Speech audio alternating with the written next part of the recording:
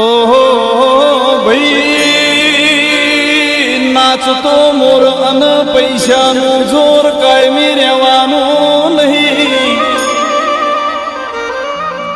સમય પૂરો થાય એટલે કલા ને કલાબાજી હમેટી લેવામાં મજા છે. ઓહો ભાઈ હંપે ઘરનો મોભો કહેવાય,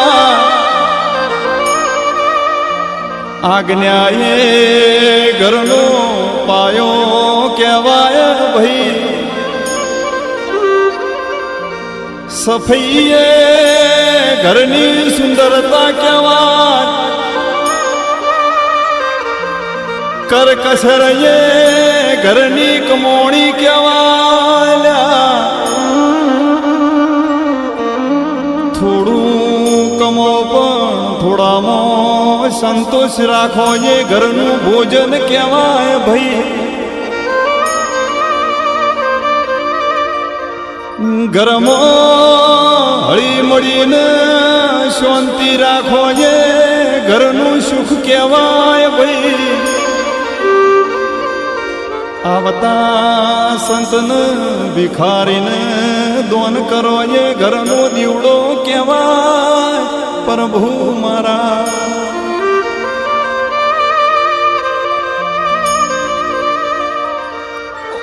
ઓહો ભાઈ છોકરા પતિ પત્ની એકબીજાને પ્રેમ વેચ એટલે ઘર મંદિર કહેવાય.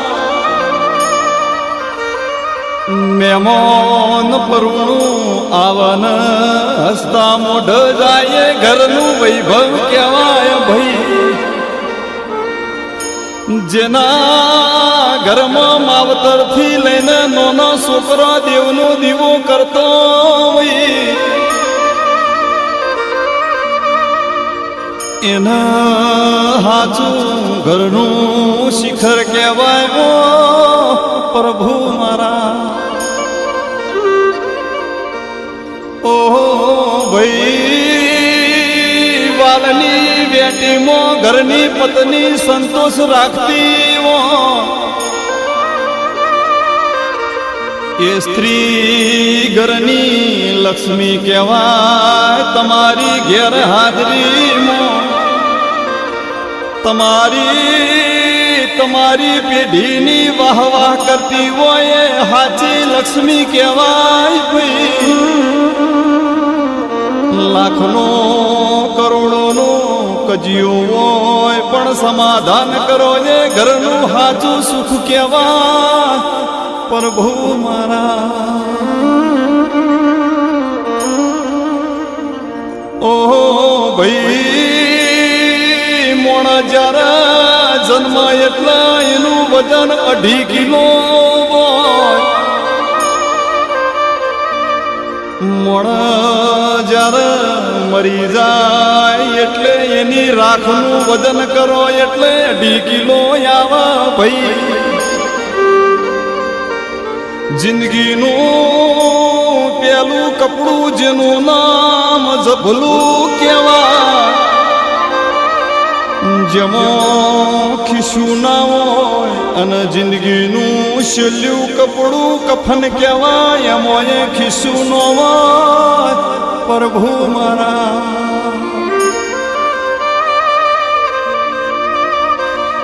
દરેક મોણા રોડપતિ કરોડપતિ હવના હારે 4 રોટલી ખાતો. બહુ ખાય તો 4 થી 5મી રોટલી ખાઈ ના હક ભાઈ. પણ આ વચલ્યા ખિસ્સા માટે આટલી બધી ઉપાધિ હુકમ કરવી પડે. હુકમ આટલી દોડધામ કરવી પડે. હુકમ આટલા દાવ પેચ કરવા પડે પ્રભુ મારા.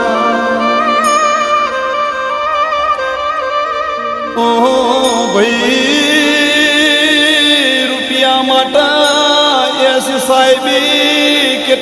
દગા કરાવા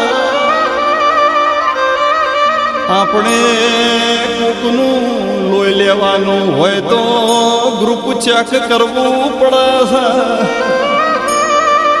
પણ કોકના રૂપિયા જો લેવાના હોય તો કયા ગ્રુપના છે એ નક્કી કરતા નથી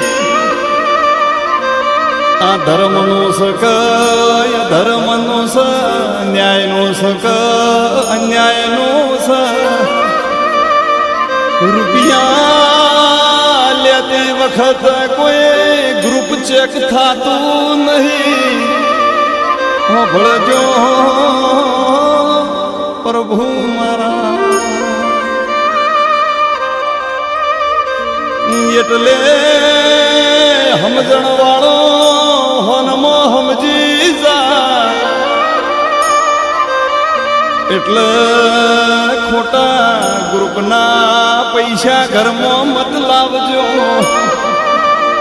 જો ખોટો પૈસો ઘરમાં આવશે તો ઘરમાં કંકાસ કલેશ કજિયા થાય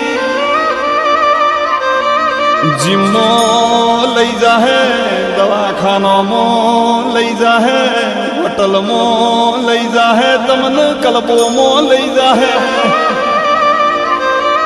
બારમાં લઈ જઈને તમને પૂરા કરી નોખશે હાથે હાથે તમારું જીવન ને જિંદગી ને શરીર પૂરું કરી નોખશે માટે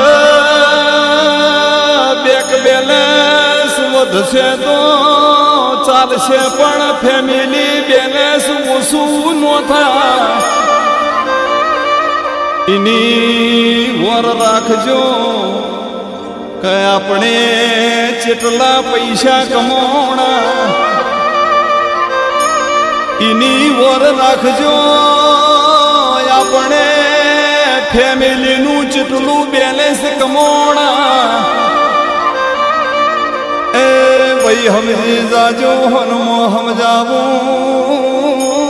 પ્રભુ મારા એ પ્રભુ મારા